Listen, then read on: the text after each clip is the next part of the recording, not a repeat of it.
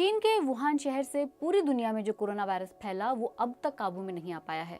अब चीन के इनर मंगोलिया क्षेत्र के बायानूर शहर में ब्यूबोनिक प्लेग का मामला सामने आया है। खबरों के मुताबिक ये मरीज एक चरवाहा है और उसे क्वारंटीन में रखा गया है। मरीज की हालत स्थिर बताई गई है। मरीज को ये इन्फेक्शन कैसे हुआ ये अभी तक साफ नहीं है। चीन के अखबार ग्लोबल टाइम्स के मुताबिक एक और 15 साल का शख्स सस्पेक्टेड केस है। अधिकारियों ने लेवल 3 की वार्निंग जारी की है। हालांकि ये कम खतरनाक लेवल है वार्निंग सिस्टम का। 3 नंबर की वार्निंग के तहत उन जानवरों का शिकार करना और खाना प्रतिबंधित होता है जिनसे प्लेग फैलने का खतरा हो। इसके अलावा लोगों को संदिग्ध मामलों के बारे में सूचना देने को भी कहा जाता है। क्या है ब्यूबोनिक प्लेग और क्यों इसने चीन के स्थानीय अधिकारियों को चिंता में डाल दिया है? ब्यूबोनिक प्लेग बैक्टीरिया के इन्फेक्शन से होता है। ध्यान दीजिए, बैक्टीरिया, वायरस नहीं है ये, लेकिन ये खतरनाक हो सकता है। आमतौर पर एंटीबायोटिक दवाइयों से इसका इलाज संभव है। ब्यूबोनिक प्लेग के मामले कई बार दुनिया भर में सामने आते रहे हैं। साल 2017 में मेडागास्कर में इस प्लेग के 300 मामले सामने आए थे। पिछले साल मई में मंगोलिया में मैरमोट नाम के जानवर को खाने से 2 लोगों को प्लेग हो गया और उनकी मौत हो गई। मैरमोट प्लेग के बैक्टीरिया के कैरियर होते हैं। मंगोलिया में विश्व स्वास्थ्य संगठन के एक अधिकारी ने बीबीसी को बताया था कि वहां मान्यता है कि मैरमोट का कच्चा मीट और किडनी सेहत के लिए लाभदायक है।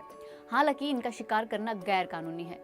ब्यूबोनिक प्लेग लिम्फ नोड्स में सूजन पैदा करता है। शुरुआत में इस बीमारी की पहचान मुश्किल होती है क्योंकि इसके लक्षण 3 से 7 दिनों के बाद दिखते हैं और किसी दूसरे फ्लू की तरह ही होते हैं। ब्यूबोनिक प्लेग को ब्लैक डेथ भी कहते हैं।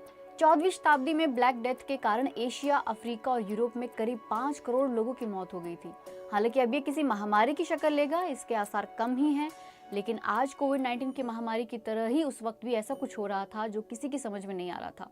हुआ यूं था कि 14वीं शताब्दी में इंग्लैंड के लोगों में रहस्यमय लक्षण दिखाई देने लगे। शुरुआत में हल्के लक्षण थे जैसे सिर में दर्द, शरीर में दर्द, लेकिन कुछ दिन बाद काले रंग की दर्दनाक गांठें पड़ने लगी जिसकी वजह से इस बीमारी का नाम पड़ा ब्यूबोनिक प्लेग।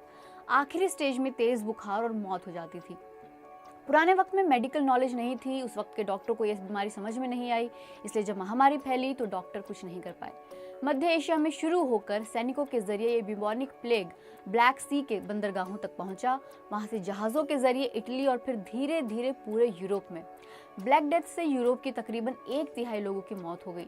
इतने लोगों की मौत से अर्थव्यवस्था पर भी असर पड़ा।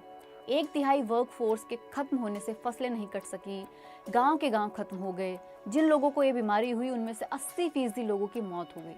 उस वक्त एक ऐतिहासिक घटनाएं दर्ज करने वाले स्कॉटिश व्यक्ति जॉन ने लिखा था कि बीमारी ने हर जगह लोगों को अपनी चपेट में लिया, खासकर मिडिल और लोअर क्लास पर सबसे ज्यादा असर पड़ा। इसने ऐसा डर लोगों में पैदा किया कि बच्चे अपने मरते माता पिता के पास भी जाने की हिम्मत नहीं कर सके और माँ बाप बच्चों के पास। यही लाइन्स आज कोविड-19 के वक्त में भी लिखी जा सकती हैं।